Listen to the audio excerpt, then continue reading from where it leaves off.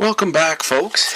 This is the next section of our discussion on the relation between creativity and the need to pursue wisdom. And in the past few lectures, we've first of all talked about a little bit about what creativity is taken to be ordinarily today, and then we've kind of explored some of the problems with that very basic understanding of what creativity is that's been largely popularized by Ken Robinson.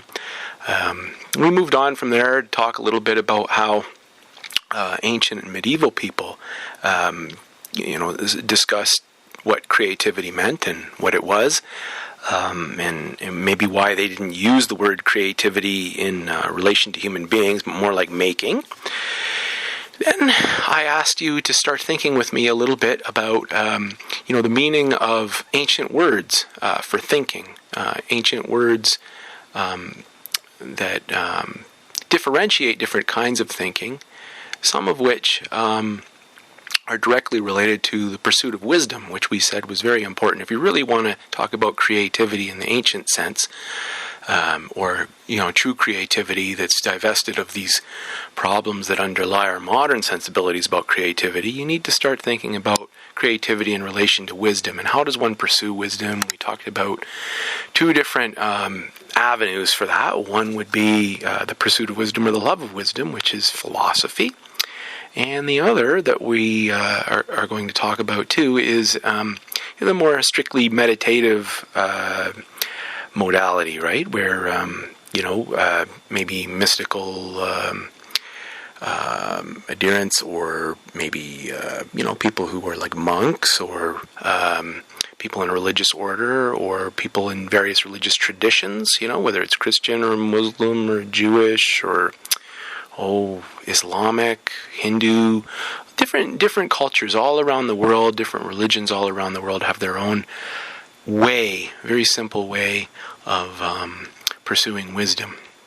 So that's basically where we've gotten to. We've talked a little bit about the idea of work versus leisure. Today, I want to get a little bit more into that idea. What is leisure? This thing leisure we were talking about last time.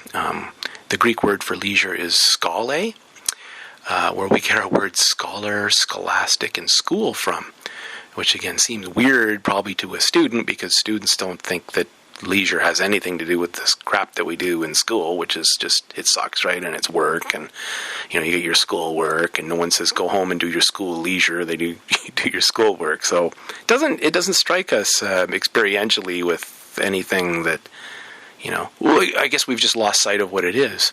And then the other word for leisure in ancient times, the Latin word, is otium.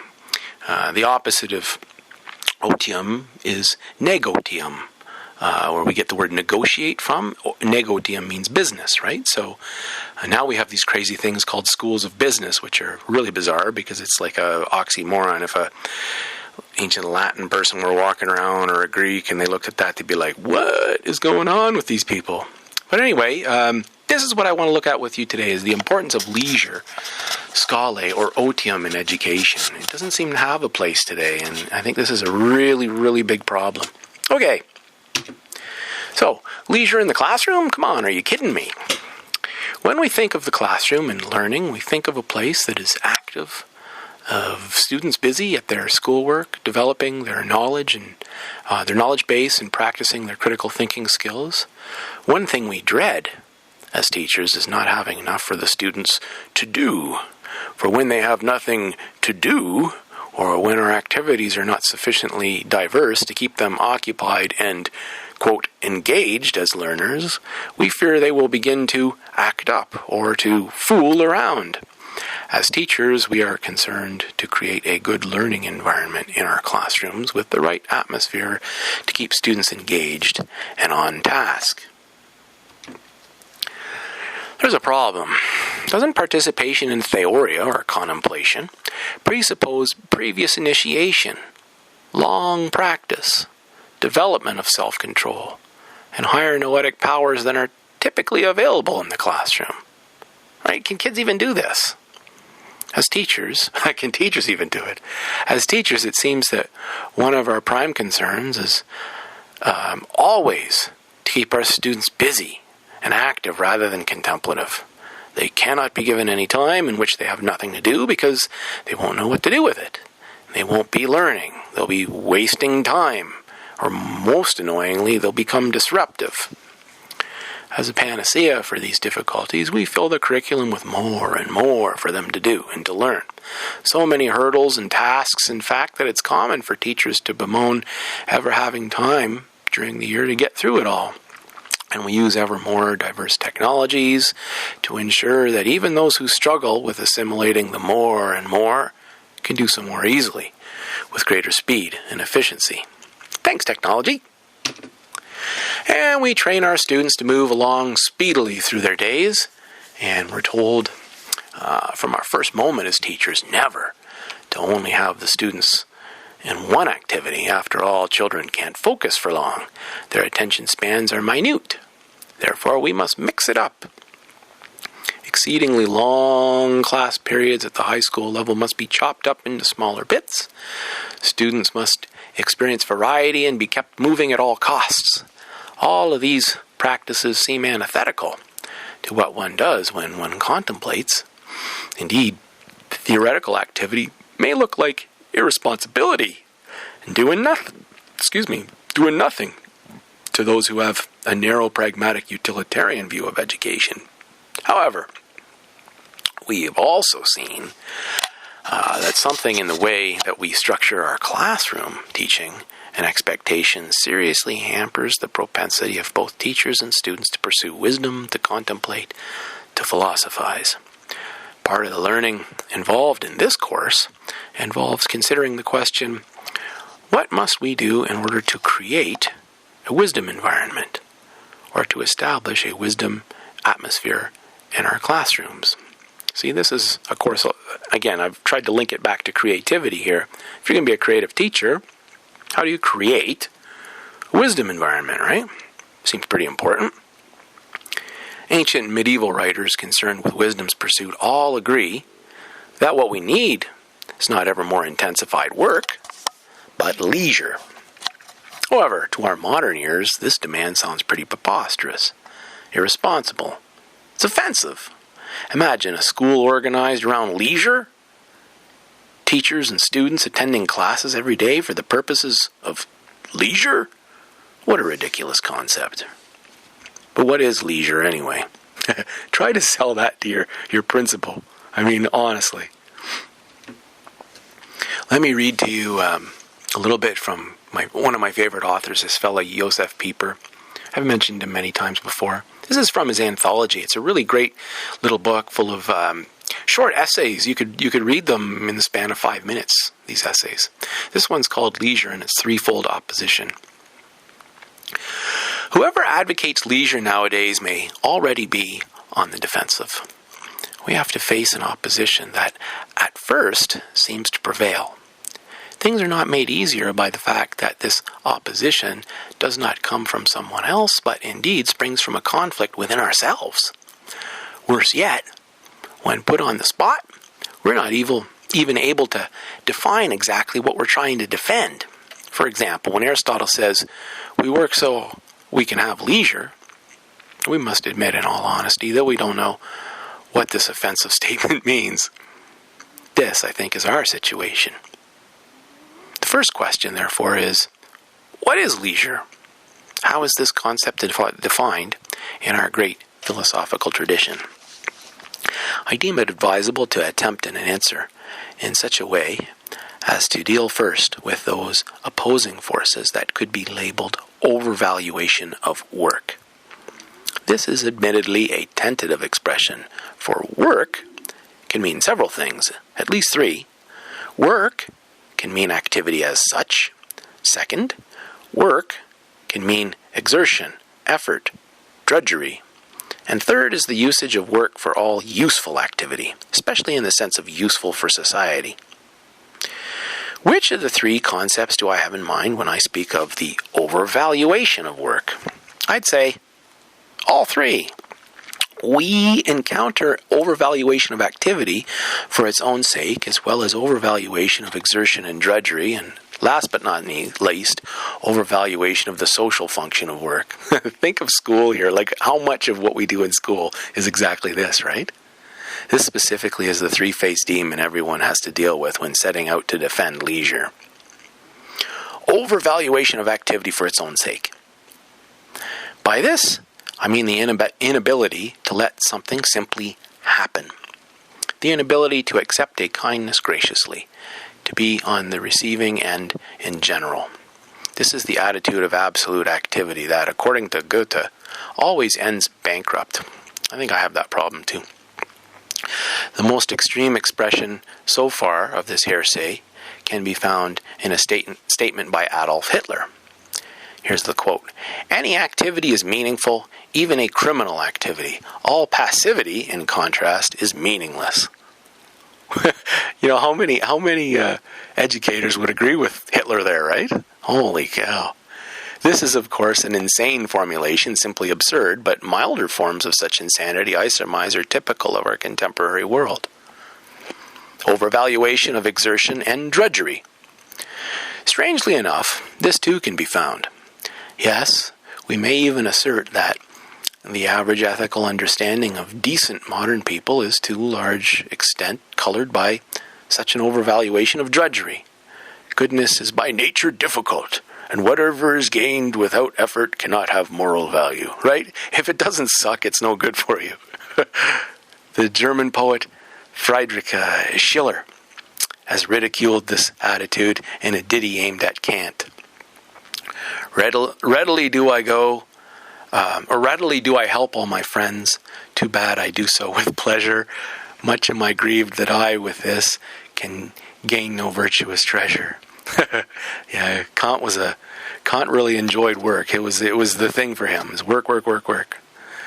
The ancients, who are for me the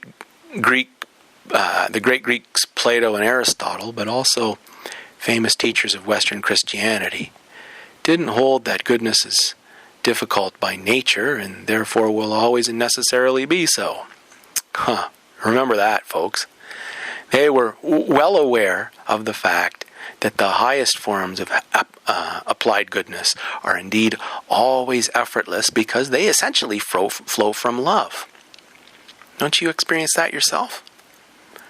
In this way, or in the same way, the highest forms of perception, the sudden flash of ingenious insight, or true contemplation, do not really require mental labor, but come without effort because they are by nature gifts. Gifts. This may well be the key concept. If we consider the strange propensity towards hardship that is engraved into the face of our contemporaries as a distinct expectation of suffering, a more typical trait, I believe, than the oft deplored craving for pleasure. If we consider this, then to our surprise, we may face the question, could perhaps the deepest reason be the people's refusal to accept a gift, no matter where it comes from? How many of you have difficulty, right, with accepting gifts?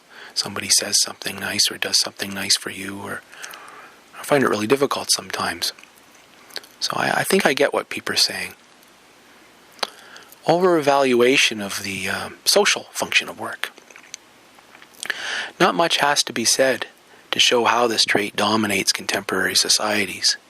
We should, however, think not just of those totalitarian 5-year plans whose infamy lies not so much in their attempt to order everything as rather in their claim to provide the exclusive value standards for all aspects of life, not only industrial production, but the personal life of individuals as well. Oh yes, the non-totalitarian world too can effectively be dominated by the dictatorship of social usefulness. At this point, we should recall the ancient distinction between art liberale and art servile, between free and servile activities, the liberal arts and the servile arts, right? This distinction states that some human activities contain their purpose in themselves, and other activities are ordered toward a purpose outside themselves, and thus are merely useful. Right? They're not done for their own sake, they're done for the sake of something else. That's what makes them useful. This idea may at first appear rather outmoded and pedantic, and yet it deals with something of contemporary political relevance. The question, are there free activities, translated into the jargon of totalitarian societies, would ask, are there human activities that in themselves neither require nor accept any justification based on the provisions of a 5-year plan? The ancients have answered this question with a decisive yes. The answer in a totalitarian environment would be an equally decisive no. Human beings are defined by their function. Any free activity that does not serve a socially useful purpose is undesirable and should therefore be liquidated. Unquote. If we now direct our attention from the threefold overvaluation of work toward the concept of leisure, then one thing becomes immediately clear. There is no room for it in such a world. The idea of leisure here is not only preposterous, but morally suspect. Does this only apply to totalitarian regimes? Or what about, modern day Canada or, the classroom here in Alberta? As a matter of fact, it's absolutely incompatible with the prevailing attitude. The idea of leisure is diametrically opposed to the totalitarian concept of the worker. And this, under each of the three aspects of work we have considered. Against the idolizing of activity. Leisure is essentially non-activity. It is a form of silence. Leisure amounts to that precise way of being silent, which is a requisite for listening in order to hear. For only the listener is able to hear. Leisure implies an attitude of total receptivity toward and willing immersion in reality, an openness of the soul, through which alone may come about those great and blessed insights that no amount of mental labor can ever achieve. Against the overvaluation of drudgery. Leisure means an attitude of celebration. How many classes do you have at school, folks, who, where you felt celebration? I mean, maybe you did, right? Celebration is the opposite of exertion. Those who are basically suspicious of achievement without effort are by the same token as unable to enjoy leisure as they are unable to celebrate a feast. To truly celebrate, however, something else is required. More on this shortly. Against the overvaluation of social usefulness. Leisure implies that a person is freed from this period of time from any social function. Yet leisure does not mean the same thing as a break. That's going to be hard to get your head around, isn't it? Not the same thing as a break. A break, whether for an hour or 3 weeks, like your vacation time, is designed to provide a respite from work in anticipation of more work. It finds its justification in relation to work. Leisure is something entirely different, see? So, when we take our little vacations, right, or when we recreate, what we're doing is we're just recharging our batteries so that we can get back on the horse and grind it out some more. That's not the same thing as leisure. The essence of leisure is not to assure that we may function smoothly, but rather to assure that we, embedded in our social function, are enabled to remain fully human. Tell that to your principal.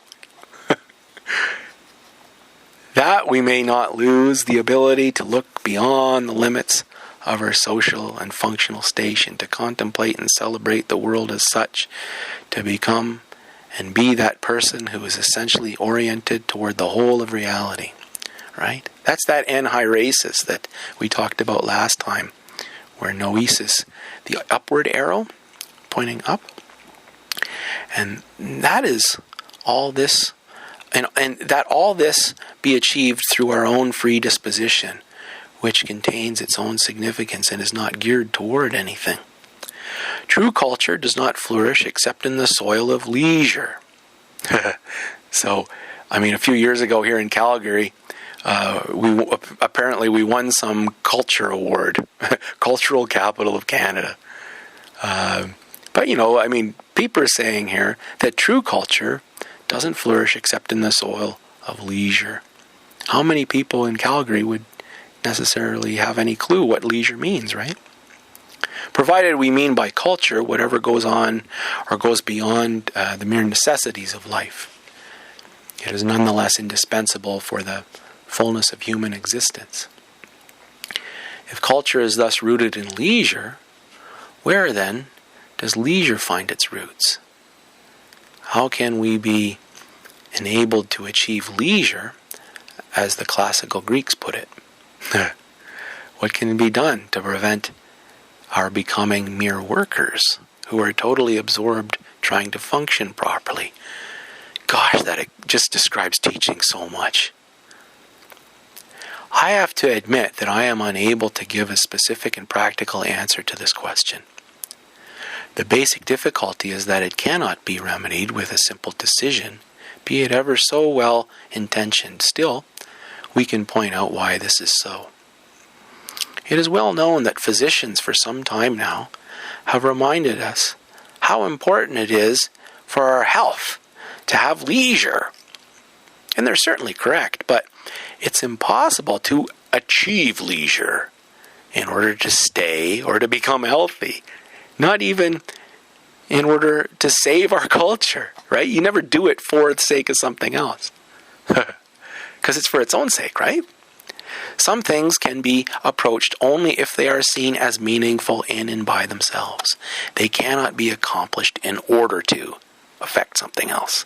Thus, it is impossible, for example, to love someone in order to and for the purpose of. Do you understand that? You love somebody, you love them. The order of certain realities cannot be reversed. To try it, anyway, is not only inappropriate, but simply doomed to failure. Related to our question, this means if leisure is not conceived of, or is not conceived as meaningful in and by itself, then it's plainly impossible to achieve. Here, we should once again mention the celebration of a feast. This is funny because, in teaching, and you guys know this, if you're learning to be teachers, that, everything we do is always in order to achieve an outcome. Outcomes. Everything's got kind of like this objective to it. Here, people are saying if leisure is not conceived of as meaningful in and by itself, then it's plainly impossible to achieve. That begs the question, is it impossible to achieve in the way that we think about education as just this bulleted list of outcomes that we're targeting? Interesting question, right? So we should once again mention the celebration of a feast. Such a celebration combines all three elements that also constitute leisure. First, non-activity and repose. Second, ease and absence of exertion. Third, leave from the everyday functions and work. Everybody knows how difficult an endeavor it is for us moderns really to celebrate. Indeed, this difficulty is identical with our inability to achieve leisure. The reason that our celebrations fail is the same reason that we fail to achieve leisure. Interesting point. At this point, there appears an inevitable consideration that to most people, as I have frequently experienced, seems quite uncomfortable. Put in a nutshell, it is this. To celebrate means to proclaim in a setting different from ordinary, everyday, our approval of the world as such. It's this yes saying to everything, like Nietzsche would talk about, right? That amor fati, that love of fate. So just being able to say, regardless of all the shit that's going on in the world, right? To be able to say yes. To say, thy will be done, as a Christian might say, or something like that. Those who do not consider reality as fundamentally good and in the right order are not able to truly celebrate, no more than they are able to achieve leisure.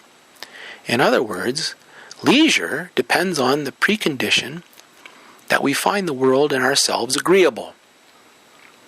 And here follows the offensive but inevitable consequence. The highest conceivable form of approving of the world as such is found in the worship of God, in the praise of the Creator, in the liturgy. Don't forget, Pieper, he's a Jesuit, right? So he's taking this particular angle. With this, we have finally identified the deepest root of leisure. We should expect, I believe, that humanity will make strenuous efforts to escape the consequences of this insight. It may try, for example, to establish artificial feast days in order to avoid the ultimate and true approval of reality. Like here in Alberta, we have Family Day. Let's celebrate Family Day. How do we celebrate Family Day, folks? You know what we do? We go to the mall. Or we watch movies, or we just get, drunk or whatever. I mean, very often that's what it is. It's these artificial feast days that we've made, right? While producing a resemblance of genuine celebration through the immense display of outward arrangements supported by the political authorities. In reality, the organized recreation of such pseudo-celebrations is merely a more hectic form of work. It would be a misconception to assume that this proposition regarding the cultic essence of all celebration and the cultic roots of leisure and culture would be a specifically Christian thesis. So what he's saying is that this is not just Christian stuff, this is people stuff, right? This is something that is true no matter if you're religious or whatever. I mean, that's what the Greeks, their calendars were full of feast days and festivals. What in our day is called secularism represents perhaps not so much the loss of a Christian outlook, as rather the loss of some more fundamental insights that have traditionally constituted humanity's patrimony of natural wisdom. I believe that our thesis on leisure and culture is part of this patrimony. It was the Greek Plato, long before Christianity, who, in his old age, formulated this thesis by employing the imagery of a magnificent myth. Plato asks whether there would be no respite for the human race, destined as it seems for labor and suffering, and he replies, yes, indeed, there is respite. The gods, out of compassion for us humans who are born into hardship, provided respite by granting periodic cultic celebrations, and by giving us, to join in our feasts, the Muses with their leaders Apollo and Dionysus, so that we may be sustained by joyfully conversing with the gods, and be lifted up and given a sense of direction. And the other great Greek, Aristotle, of a more critical turn of mind than his teacher Plato, and, as is well known, less given to the images from myth, even Aristotle has expressed the same insight in his usual dispassionate manner. In the same Nicomachean Ethics, that also contains the sentence quoted at the beginning, we work so that we can have leisure. We read that we cannot achieve leisure insofar as our human nature is concerned, but only insofar as we possess that divine spark within us. So let's stop there, and when we see you in class next time, we can have questions and comments on this. Thank you.